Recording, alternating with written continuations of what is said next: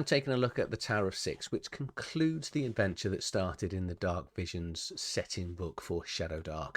Dark Visions was recently sent out to me from the Kickstarter pledges, and it's an standalone expansion book that looks at, well, it expands on the existing rules in the ShadowDark rulebook, looking at cults and how to create your own cults. There are 15 in the book with some new gods and some demigods in there. And also, it was a two-part adventure. And so today we're going to look at the concluding part of that, which is the Tower of Six. Okay, so let's just jump straight over and have a look at the front cover of the book. As we go through this, there will be some accidental spoilers. I'm not going to fully go through the adventure. So if you are a player, it's probably better that if you leave now. Obviously, if you plan to, if you're a games master and you plan to run this, by all means stay on the video. Or if you're on the fence and you want to learn about the final part of it, so this isn't a adventure breakdown. This is really a look at the book itself, what's included, and give a sort of overview of the adventure. This is a 40-page, I think, zine it's technically classed as, and it's got this wonderful, it's the ShadowDark feel to all these books now. It's the ShadowDark sort of artwork that we see in the sort of black backgrounds with the white text and the white image on there. Book is written by Zac Goins, I think that is pronounced correctly, and it was distributed on Kickstarter by Jeffrey Jones here. So it's a very relatively short book. We're just going to go through introduction. There's some new magic items. I think it's 4 that are sort of within this part of the adventure. There's some new creatures that are in the adventure as well. The rest of it will make reference back to the 2 previous books of the Dark Visions books and the core rule book itself for ShadowDark. And then we've got a 2-part mini dungeon crawl, which it's going to conclude the adventure. As with most adventures, it will just lay out exactly what is going on right at the start of the book. So beneath the Tower of Six, the keepers stir, pressing against the boundaries of its confinement. Throughout the tower, its followers make ready, gathering artifacts from across the region, preparing for the coming ritual that will see the chains broken and the avatar of their dark god set loose upon the world.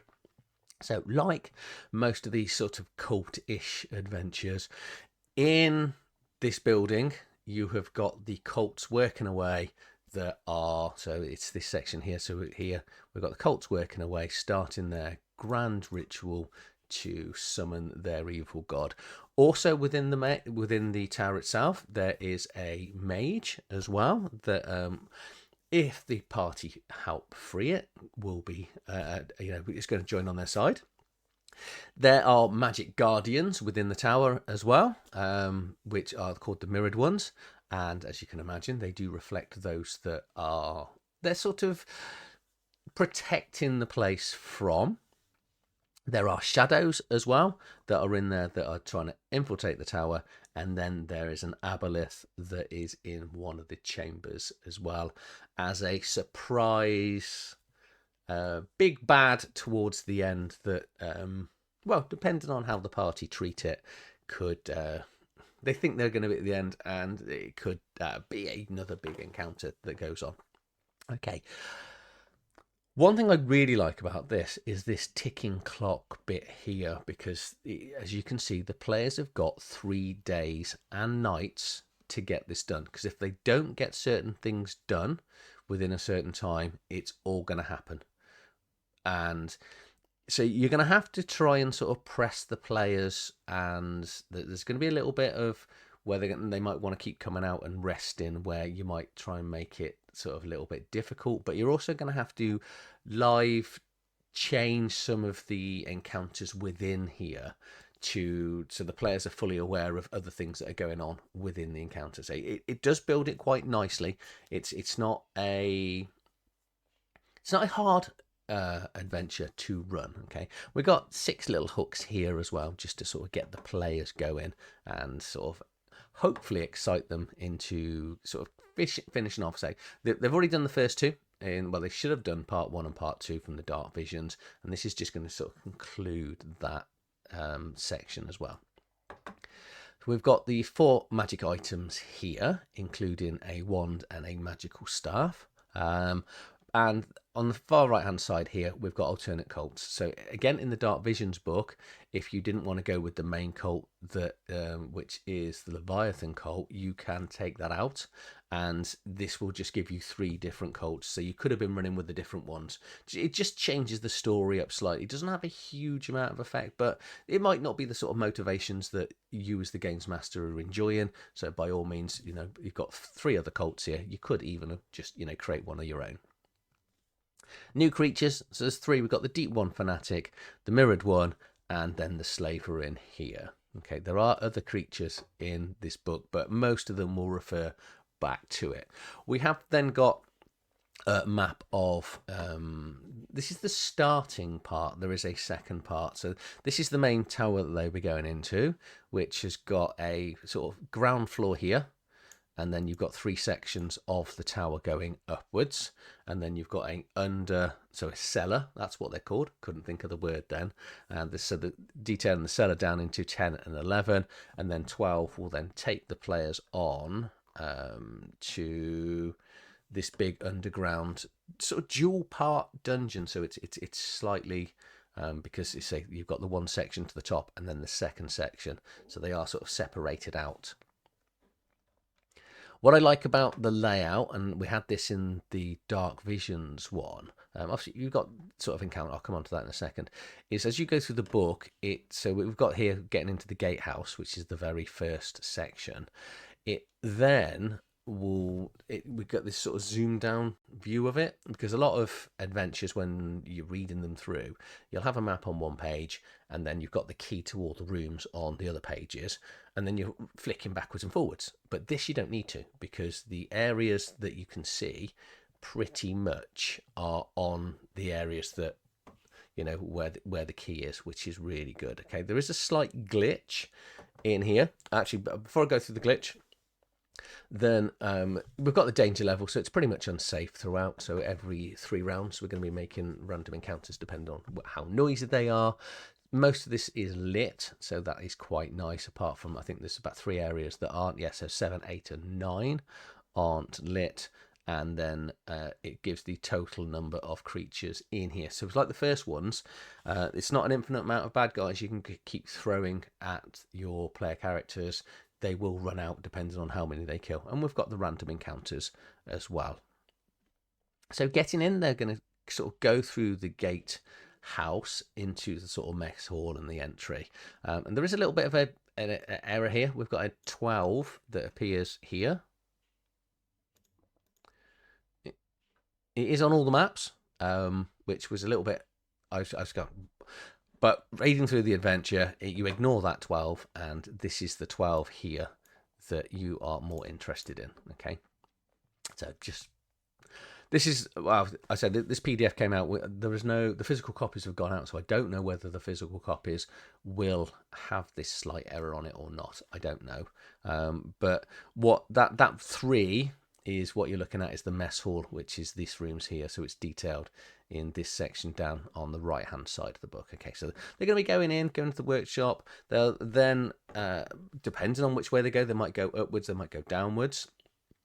You'd think with the hints and the tips they're going to go upwards first, and as they go up they will then find somebody up there, which again I'm not going to spoil, and eventually they will have a reason to go down, or they might have gone down themselves. And going down, they get into this nice sort of, it's not quite a maze, but there are quite a few ways of getting to certain points that they need to get to, or by accident they will get to. And all the while down there, they're going to be finding paraphernalia for, making rituals, creating their own rituals, as well as magic items and wands and scrolls. Interacting with a variety of, so we've got the shadows in there, we've got the mirrored ones, we've got the cult and the cultists. They're going to accidentally or deliberately stumble across the aboleth at some stage. And also, if that isn't bad enough, once they get into this section here, so 23, 24, 25, they're going to do a little bit, and bit of a spoiler, they're going to come across this night hag that has been disguising itself down at the bottom as well. So there's some big bosses that they're going to have to deal with.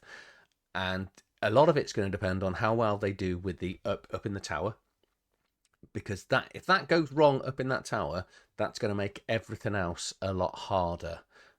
Or they're going to be in such a mess that they might end up coming out for a more extended period, in which case the adventure might just naturally take place and the player's going to miss everything that happens, and then the ritual will take place.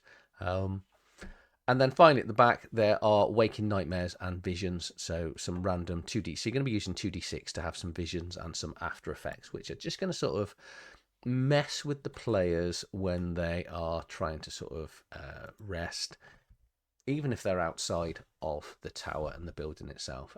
It's a nice little conclusion. I don't know why I use little there. I think it's a nice conclusion. The first two parts are... I think all three of these are quite similar, because you are going into somewhere where cultists are already doing something, especially in the first and the third one, and the idea is to try and stop them from doing what they're doing. But the fact it's the same cults all the way through is good. You don't need to run it like a linear adventure either. You can go from part 1, do something else, to part 2, do something else, to come back to part 3. So it's not done that you have to sort of move on and on all the way through. But I like these. I like cults. I said this in the Dark Visions one. I'm a big Call of Cthulhu fan, and one of the big things I do like is the interaction with cults in Cthulhu, when you're, you know, the player characters is discovering how a cult works, what they're doing, how they're, you know, how, and then you've got to try and stop them doing what they're trying to do to summon this god in. And I think what Zac's done with these 2 books is really, really interesting, because the main rulebook covers cults-ish.